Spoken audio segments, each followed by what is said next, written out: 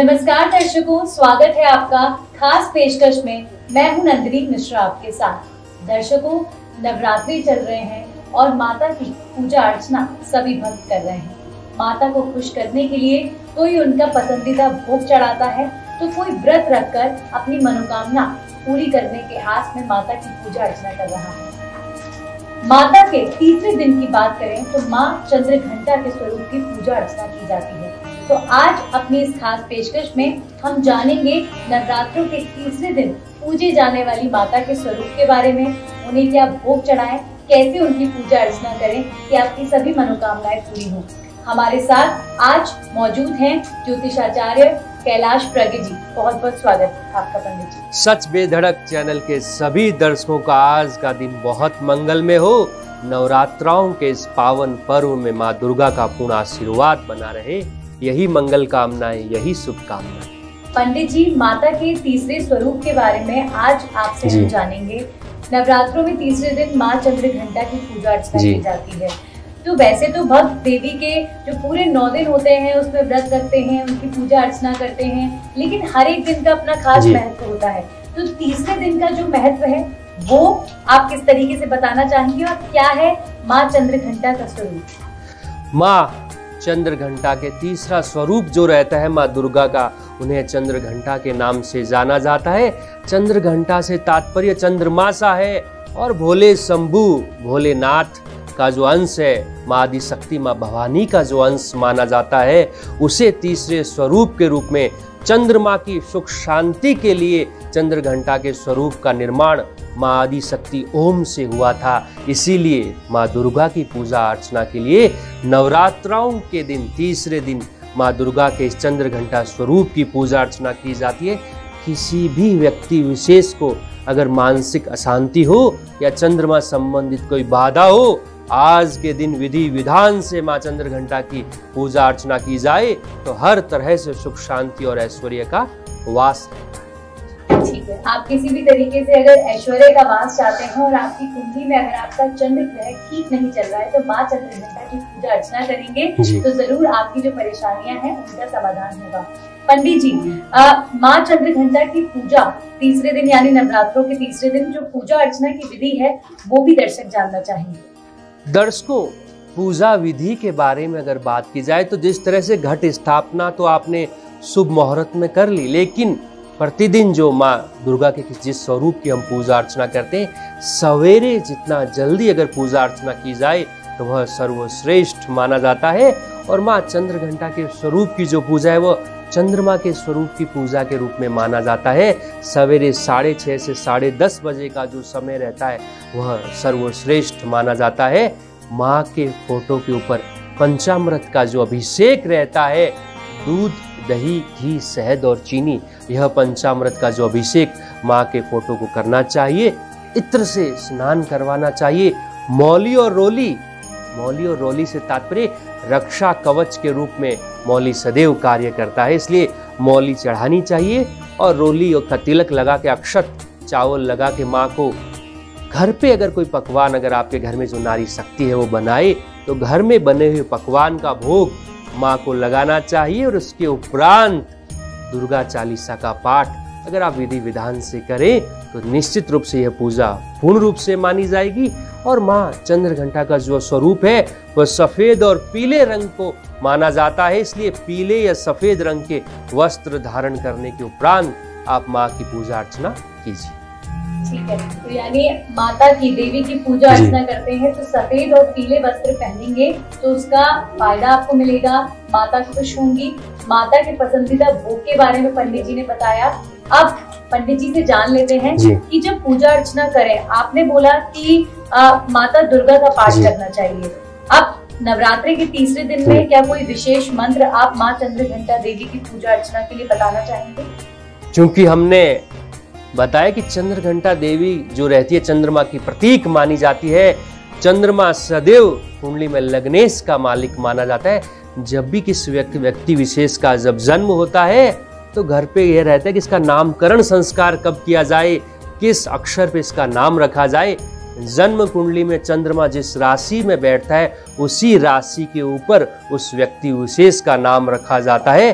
तो चंद्रमा का हमारे जीवन में बहुत महत्वपूर्ण स्थान रहता है, इसलिए चंद्रघंटा देवी को चंद्रमा के स्वरूप के रूप में पूजा अर्चना की जाती है। इसलिए चंद्रमा का जो मंत्र रहता है ओम चंद्राय नमः और करोति सान शुभ हेतुस्वरी शुभानि भद्राणि बिहंतु चापद, इस मंत्र का जाप माता रानी के समक्ष किया जाए तो बहुत सर्वश्रेष्ठ रहता है। और आपकी कोई मनोकामना सिद्धि है तो इस मंत्र की 3 माला, एक माला से तात्पर्य 108 बार रहता है, 3 बार इस मंत्र का जाप कीजिए और अपनी मनोकामना सिद्धि के लिए मातेश्वरी को प्रार्थना कीजिए। निश्चित रूप से शुभ फल की प्राप्ति होगी। यह नवरात्राएं जीवन में आपके लिए सदैव सार्थक और शुभ फल देने वाले रहेंगे। बिल्कुल पंडित जी, वैसे तो हर भक्त की जो श्रद्धा होती है वही सबसे बड़ी बात होती है, क्योंकि भगवान श्रद्धा को ही देखते हैं। सच्चे मन से जो भक्त व्रत कर रहे हैं, जो लोग माता की पूजा अर्चना कर रहे हैं, देवी उनकी मनोकामना को जरूर सुनेंगी। लेकिन एक विधि विधान के साथ जो पूजा भक्त करना चाहते हैं उस बारे में भी हम जान लेते हैं। पंडित जी, आप तीसरा दिन नवरात्रि का चंद्रघंटा देवी की पूजा अर्चना भक्त करेंगे। चंद्र ग्रह को अगर ठीक करना है तो उसके लिए माता चंद्रघंटा देवी की पूजा बड़ी विशेष मानी जाती है। तो कैसे करें पूजा अर्चना, क्या रहनी चाहिए विधि? विधि और पूजा अर्चना के संदर्भ में अगर बात की जाए दर्शकों, तो जिस तरह से हमने क्या प्रसाद चढ़ेगा, किस तरह से पूजा करनी चाहिए, यह हमने आपको बताया। लेकिन जब भी देवी के किसी स्वरूप की पूजा अर्चना की जाती है उसमें भी विशेष रूप से जब चंद्रघंटा देवी की पूजा की जाए, जो चंद्रमा से तात्पर्य चांदी से माना जाता है, तो चांदी का जो थाल रहता है, चांदी की जो कटोरी रहती है, उससे माँ को भोग लगाना चाहिए। चांदी के थाल में सभी पूजा की सामग्री रखनी चाहिए और श्रद्धा सुमन अर्पित करते हुए सफेद रंग की जो वस्तुएं हैं उनका स्मरण करते हुए सफेद रंग की वस्तुओं को अपनी पूजा की थाली में रखिए, तो चंद्रघंटा देवी बहुत जल्दी प्रसन्न रहती है। और चूंकि चंद्रमा सदैव संतान का प्रतीक रहता है, आप जब भी पूजा अर्चना करें, आपके घर का जो छोटा व्यक्ति है, आपसे जो उम्र में छोटा है, भले ही आपकी संतान हो, छोटा भाई हो, छोटी बहन हो, उनको पूजा में अपने साथ रखिए। उससे चंद्रमा सदैव उच्च का रहता है। और चंद्रघंटा देवी की पूजा अर्चना जब भी आप घर में करें, अन्य किसी तरह का पाश्चात्य संस्कृति का म्यूजिक नहीं लगाना चाहिए। आप मंत्रोच्चार के साथ विधि विधान से माँ की पूजा अर्चना कीजिए, यह पूजा पूर्ण रूप से संपन्न मानी जाएगी।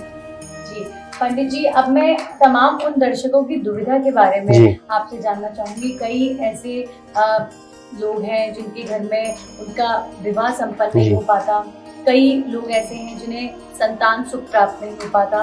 तो ऐसे में देवी की पूजा अर्चना से तो समाधान सभी को उम्मीद है कि जरूर निकलेगा, लेकिन क्या विशेष किया जाए कि उनके जीवन की जो ये समस्याएं हैं इस पर देवी जल्दी सुनवाई करे? दुर्गा के सभी स्वरूपों में जो चंद्रघंटा देवी का जो स्वरूप रहता है, चूंकि चंद्रमा भगवान कृष्ण और भोले शंभु भोलेनाथ का प्रतीक माना जाता है, तो जिन महिलाओं पुरुष को संतान प्राप्ति नहीं हो रही, वह विधि विधान से माँ चंद्रघंटा की पूजा अर्चना के बाद अगर आपने दुर्गा सप्तशती के पाठ का संकल्प ले रखा है 9 दिन करने का, तो वह भी दुर्गा सप्तशती के पाठ के उपरांत गोपाल सहस्त्र नाम के पाठ अगर किए जाएं, तो निश्चित रूप से संतान संबंधित कोई बाधा है, कोई रुकावट है, वह दूर हो जाएगी।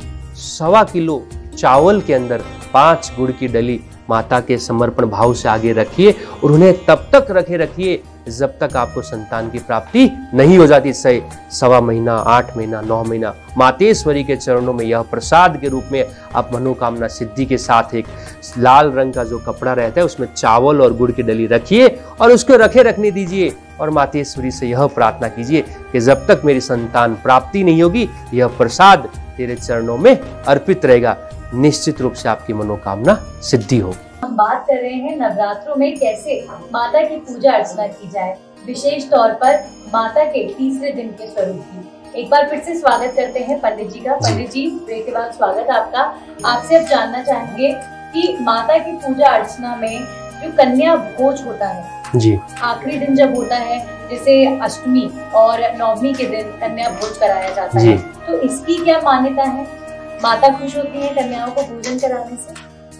कन्या भोजन शुद्ध रूप से दर्शकों हर व्यक्ति विशेष के मन में भाव रहता है अष्टमी या नवमी या सप्तमी को हम कन्या भोजन करवाएंगे, लेकिन जिस तरह से नवरात्रों में 9 के 9 दिन माँ के हर स्वरूप की पूजा अर्चना की जाती है, हर तरह से विधि विधान से हम पूजा अर्चना करते हैं, तो इस तरह से प्रतिदिन भी अगर कन्याओं को भोजन करवाया जाए तो वह भी सर्वश्रेष्ठ माना जाता है। नारी शक्ति का जो बाल रूप रहता है, जिनको हम कन्या भोजन करवाते हैं, वह सदैव शुक्र और गुरु का प्रतीक माना जाता है। शुक्र सुख सुविधाओं, ऐश्वर्य, भोग विलासिता का प्रतीक रहता है। गुरु मान सम्मान, प्रतिष्ठा और शिक्षा का प्रतीक रहता है। तो गुरु और शुक्र जिस व्यक्ति विशेष की जन्म कुंडली में जितने ज्यादा उच्च के रहेंगे, वह व्यक्ति दिन प्रतिदिन उतने ही आयाम स्थापित करेगा। और दर्शकों ध्यान रखिएगा, जब भी माँ दुर्गा की फोटो हम लगाते हैं तो उसमें अक्सर देखते हैं भैरव और हनुमान जी का भी फोटो रहता है।